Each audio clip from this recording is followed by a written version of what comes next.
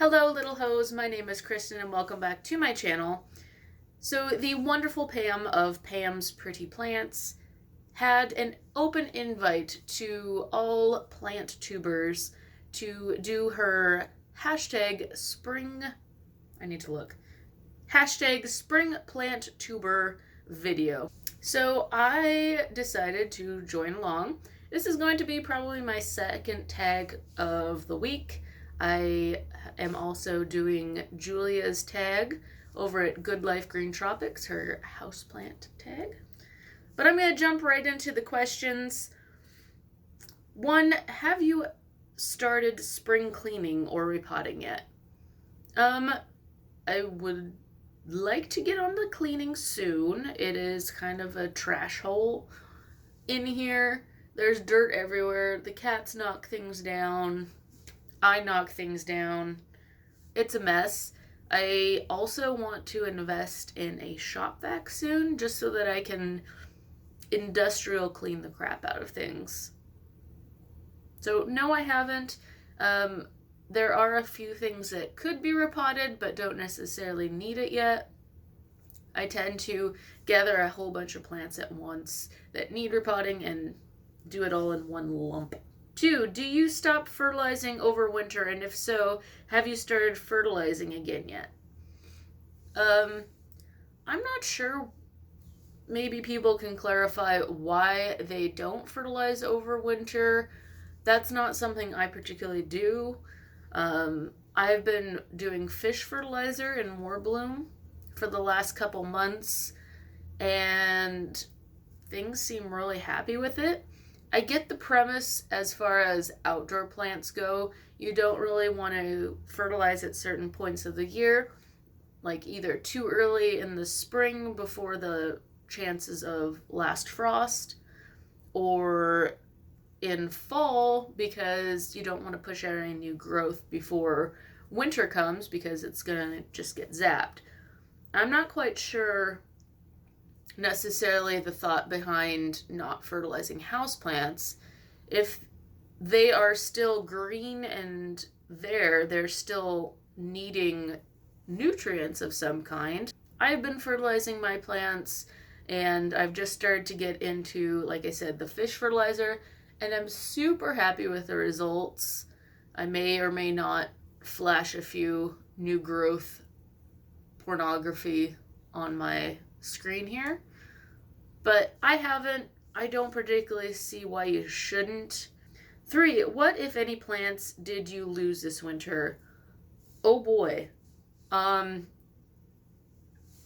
has been so many, especially, unfortunately, succulents, and majority of them have a theme. I didn't repot them from the soil that they came in. Some of them I just kept in their containers, did not repot them, and I feel that I'm not quite sure the quality of soil that was used in them. So there's a lot of them.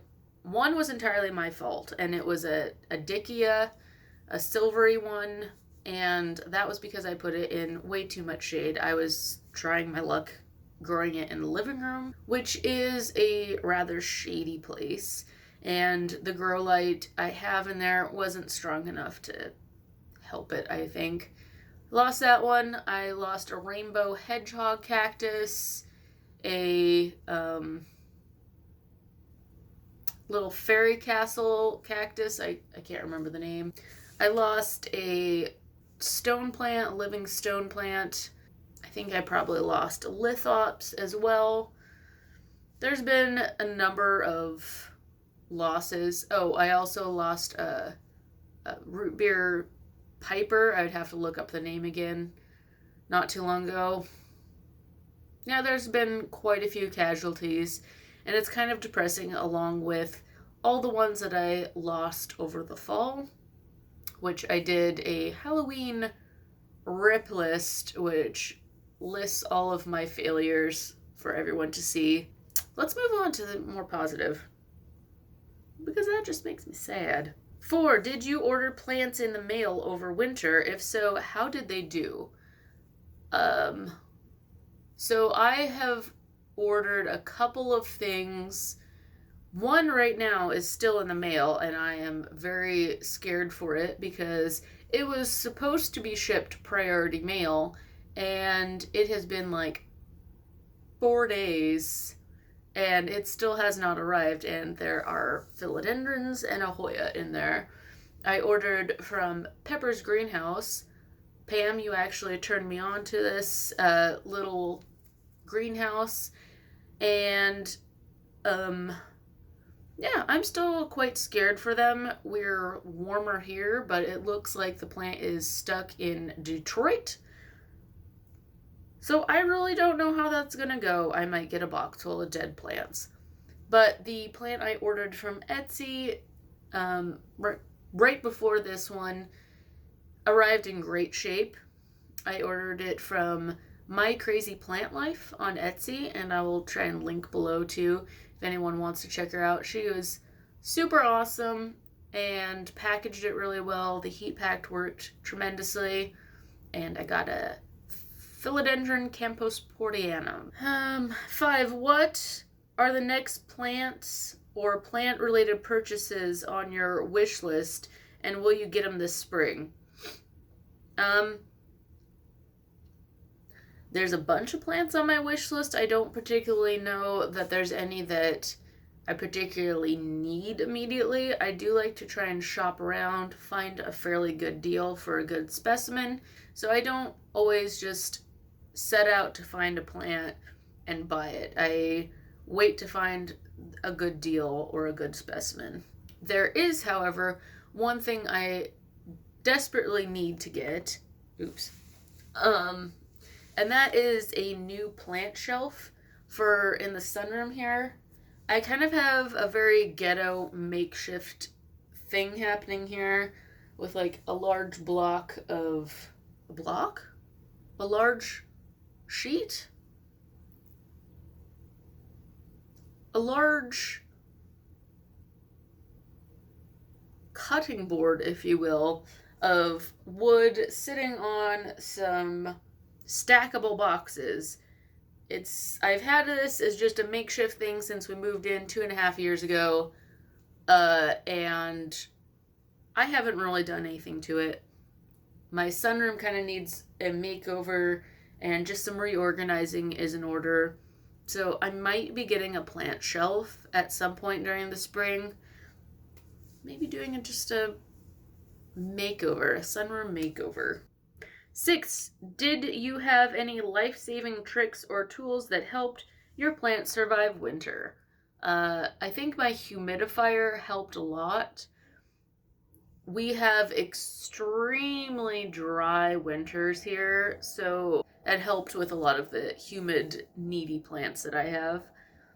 I did buy a grow light, but I don't know that I'm super impressed with it. I don't know that it was quite strong enough to help.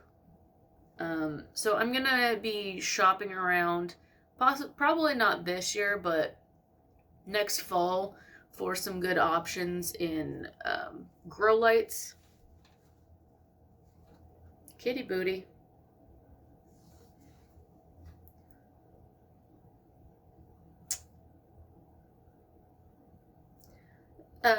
Yes, I'll be shopping around for those grow lights, maybe next fall. 7, do you put your houseplants outside for summer? Will you this year? Mama, what are you staring at?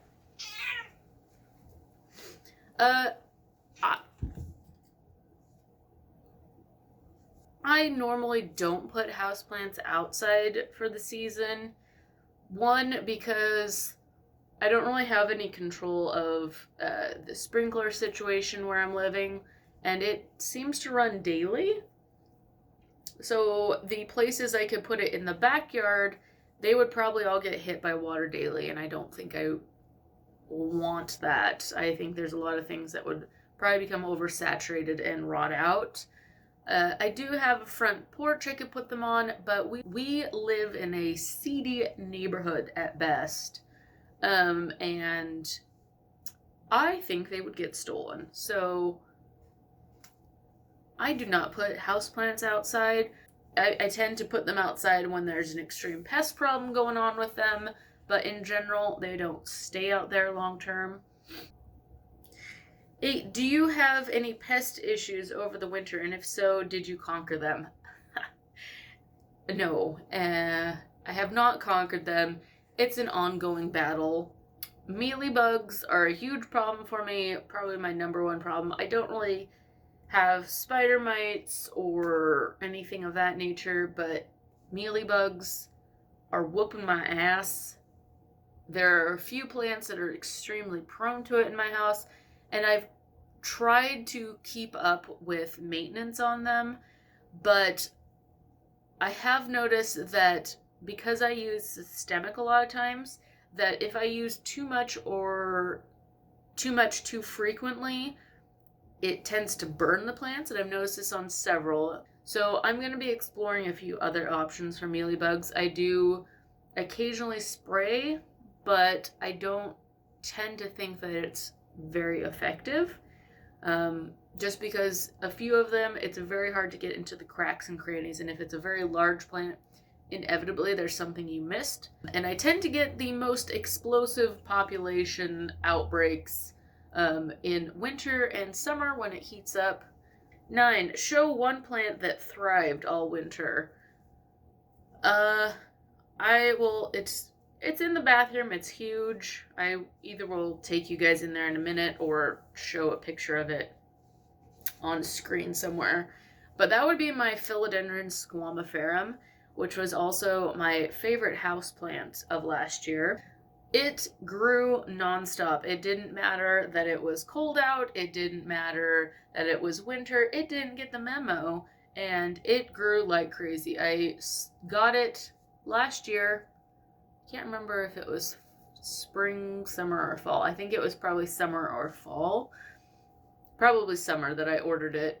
And it started out as such a baby, and it is now like 2+ feet tall, desperately in need of a moss pole. I absolutely love it. The furry red petioles are very cool, very unusual. I love that plant. Also, strangely enough, my big fiddly fig here, it has done really well. When it was a baby, it had some struggles and a lot of edema, that speckling that you see. It was tough to get it to grow, but now that it's getting a little bit more established, it has been growing pretty much all winter and loving the full sun in here. 10, show one plant you're most excited to see spring growth on. That one, I'm kind of getting fed up with it, but I am also extremely excited because it's still probably one of the most expensive plants I've purchased, and that would be my Philodendron Ring of Fire. I got it last year. It was probably late summer.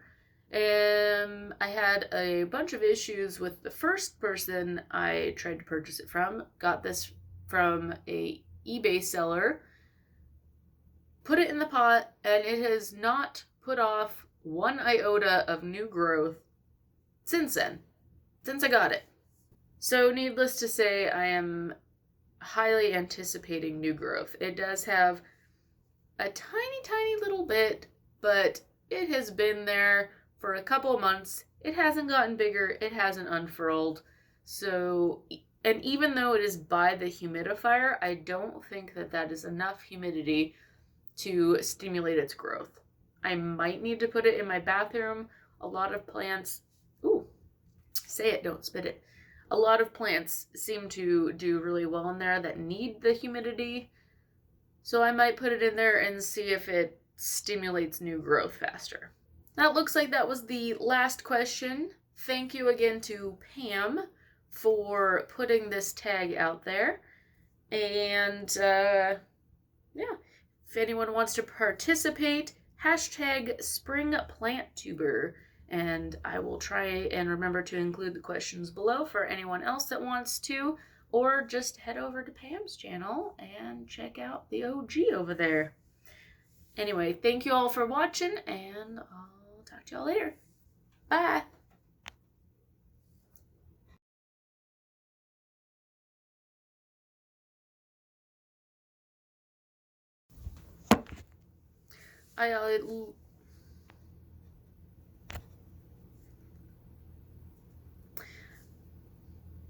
I'm gonna start over on that one.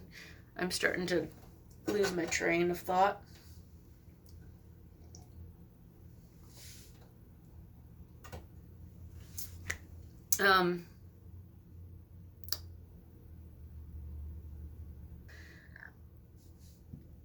Oh, pardon me.